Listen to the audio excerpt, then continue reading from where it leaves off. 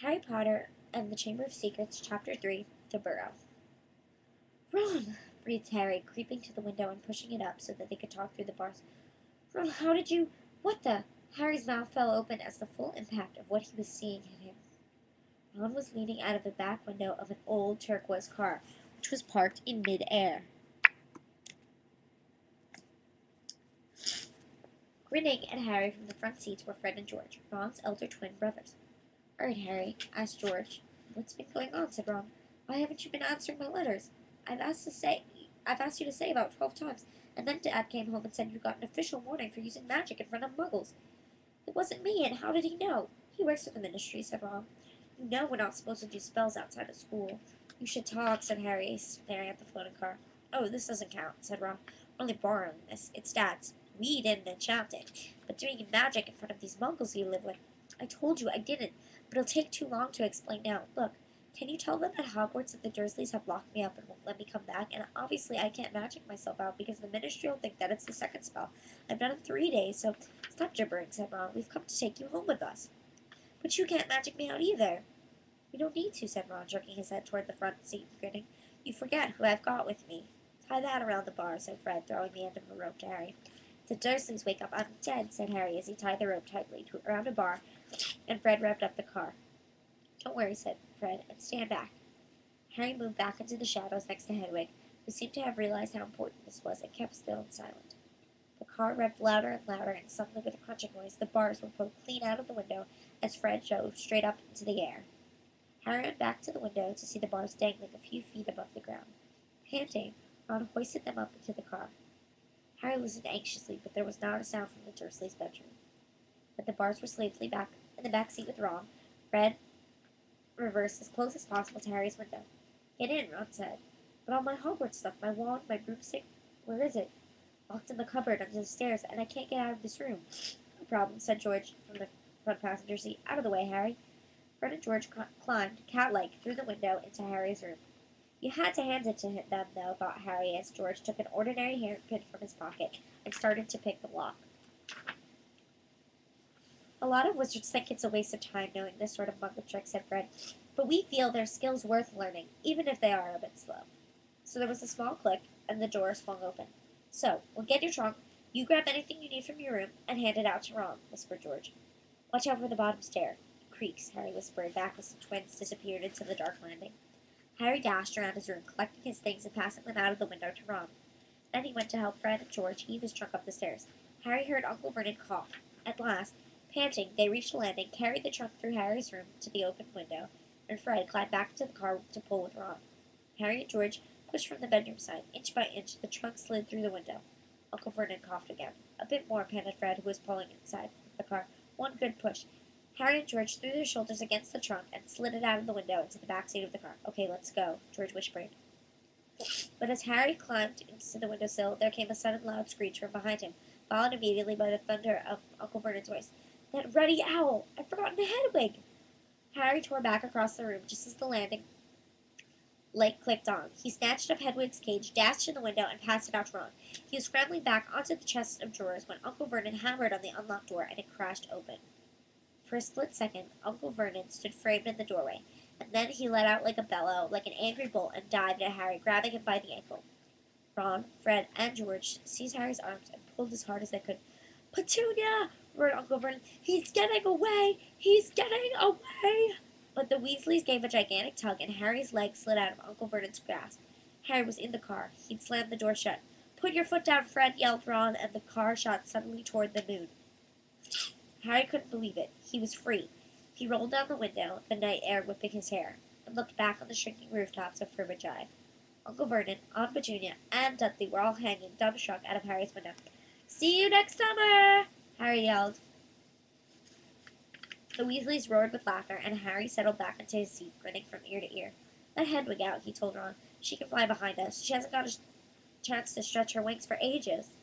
George handed the hairpin to Ron, and a moment later Hedwig soared joyfully out of the window to glide alongside them like a ghost. "So what's the story, Harry?" said Ron impatiently. "What's been happening?" Harry told them all about Dubby, the warning he'd given Harry, and the fiasco of the violet pudding. There was a long, shocked silence when he had finished. "Very fishy," said Fred finally. Definitely dodgy, agreed George. So he wouldn't even tell you who's supposed to be plotting all this stuff. I don't think he could, said Harry. I told you, every time he got close to letting something slip, he started banging his head against the wall. He saw Fred and George look at each other. What? Do you think he was lying to me? Said Harry. Well, said Fred, put it this way.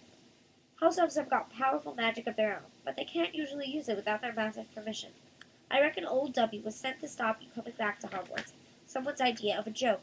Can you think of anyone at school with a grudge against you?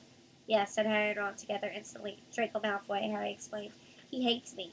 Draco Malfoy, George said, turning around. Not Lucius Malfoy's son. Must be. It's not a very common name, is it? Said Harry. Why? I've heard Dad talking about him, said George. He's a big supporter of you-know-who. And when you-know-who disappeared, said Fred, craning around to look at Harry, Lucius Malfoy came back saying he never meant any of it. Loaded dumb. Dad reckons he was right in you-know-who's inner circle. Harry had heard these rumors about Malfoy's family before, and they didn't surprise him at all. Malfoy made Dudley Dursley look like a kind of thoughtful, insensitive boy. Harry had... I don't know whether the Malfoys own a house elf, said Harry. Well, whoever owns him will be an old wizarding family, and they'll be rich. Yeah, Mom's always wishing we had a house elf to do the ironing. But all we've got is a lousy old coop with an attic and gnomes all over the garden. House elves comes with big old manors and castles and places like that. You wouldn't catch one in our house. Harry was silent. Judging by the fact that Draco Malfoy usually had the best of everything, his family was rolling in wizard gold. He could just see Malfoy strutting around a large manor house, sending the family servant to stop Harry from going back to Hogwarts. Also sounded like the sort of thing that Malfoy would do. Had Harry been stupid to take Dobby seriously? I'm glad we came to get you anyway, said Ron. I was getting really worried when you didn't answer any of my letters. I thought it was Errol's fault at first. Who's Errol? Aunt Owl. He's ancient. Wouldn't be the first time he'd collapsed on a delivery. So then I tried to borrow Hermes. Who? The owl Mom and Dad bought Percy when he was made prefect, said Fred from the front. But Percy wouldn't lend him to me, said Ron. Said he needed him. Percy's been acting very oddly this summer, said George. And he has been sending a lot of letters. Spending a load of time shut up in his room. I mean, there's only so many times you can polish a prefect badge. You're driving too far west, Fred, he added, pointing at a compass on the dashboard. Fred twiddled the steering wheel. So, does your dad know you've got the car? Said Harry, guessing as an answer. No, said Ron. He had to work tonight. Hopefully we'll be able to get it back in the garage without Mom noticing we flew it. What does your dad do at the ministry anyway? He worked in the most boring department, said Ron. The misuse of Muggle artifacts office. The what? It's all to do with bewitching things that a Muggle made, in case they end up back in a Muggle shop or a house. Like last year, some witch died and her tea set was sold to an antique shop. This Muggle woman bought it, took it home, and tried to serve her friends tea in it. It was a nightmare. Dad was working overtime for weeks. What happened? The teapot went berserk and started boiling tea all over the place, and one man ended up in the hospital with the sugar tongs clamped to his nose. Dad was going frantic. It's only him and an old warlock named Perkins in the office, and they had a memory charms and all sorts of stuff to cover it up. But your dad, his car... Fred laughed. Yeah, Dad's crazy about everything to do with Muggles. Our shed's full of Muggle stuff. He takes it apart, puts spells on it, puts it back together again. If he raided our house, he'd have to put himself under arrest. It drives Mom mad. That's the main road, said George, peering down through the windshield. We'll be there in 10 minutes. Just as well. It's getting light. A faint pinkish glow was visible above the horizon in the east. Fred brought the car lower, and Harry saw a dark patchwork of fields and clumps of trees. We're a little way outside the village, said George. Otter St. Patchwork. Lower and lower went the flying car. The edge of a brilliant red sun was now gleaming through the trees. Touchdown, said Fred, as with a slight bump they hit the ground. They had landed next to a tumble-down garage in a small yard, and Harry looked for the first time at Ron's house. It looked as though it had been once a large stone pig pen, but extra rooms had been added here and there until it was several stories high, and so crooked it looked as though it were held up by magic, which Harry reminded himself it probably was. 4 or 5 chimneys were perched on top of the red roof. A lopsided sign stuck in the ground near the entrance that read, "The Burrow." Around the front door lay a jumble of rubber boots and a very rusty cauldron.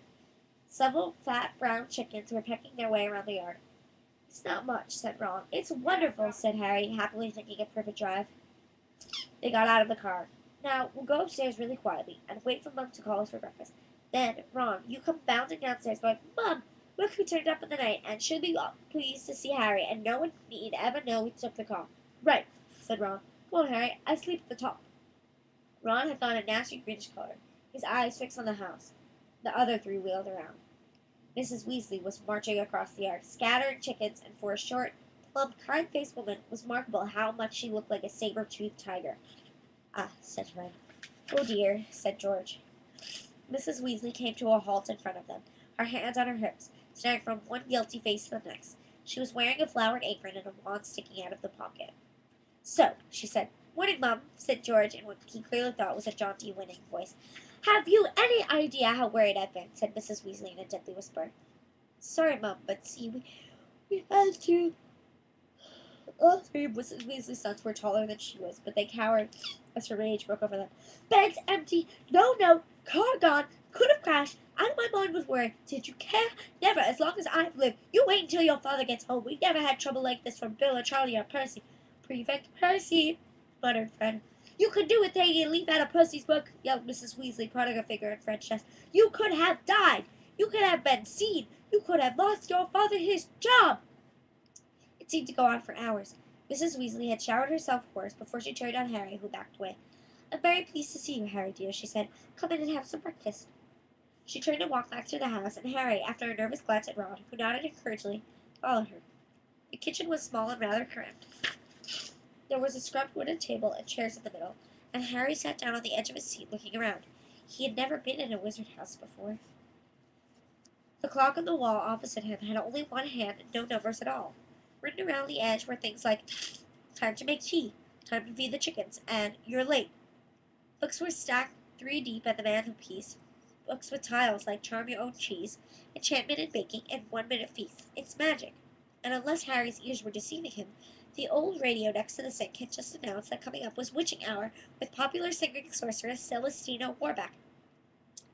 Mrs. Weasley was clattering around, cooking breakfast a little haphazardly, throwing dirty looks at her sons as she threw sausages into the frying pan. Every now and then she muttered things like, Don't know what you were thinking of, and never would have believed it, and I don't blame you, dear, she assured Harry, tipping 8 or 9 sausages onto his plate. Arthur and I have been worried about you, too. Just last night we were saying we'd come by and get you ourselves if you hadn't written back to Ron by Friday. But really, she was now adding 3 with Friday successfully, flying in a legal car halfway across the country, anyone could have seen you. She flicked her wand casually at the dishes in the sink, which began to clean themselves, clinking gently in the background. It was cloudy, Mum, said Fred. You keep your mouth closed while you're eating, Mrs. Weasley snapped. They were starving him, Mum, said George.